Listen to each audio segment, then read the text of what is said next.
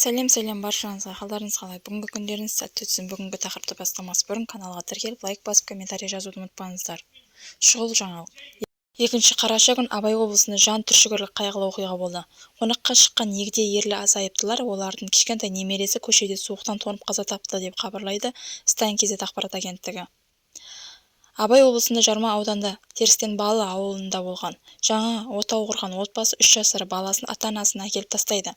Кейін оларды қонаққа шақырып, атасы мен әжесінің кішкентай немересін ертіп барады. Біраз уақыттан кейін қартты ерлі-зайыптылар қоштасып, баламен бірге далаға шығады.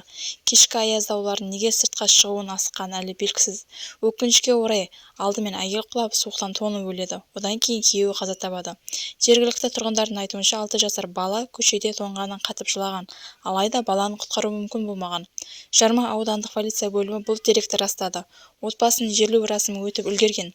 Суық ауа райының басталуынан адамдардың үсіп қалу жағдайлары жиілеп кетті деп жазады дерек көздері. Абай ауданында жедел жәрдем станциясы мәліметінше, облыста 9 адамда үсік салса, оның 6-ы семейде. Сондай-ақ ауа райының сай келмейтін киімнің кесірінен 1 жасар сәби мен 5 жасар баланы да үсік салған.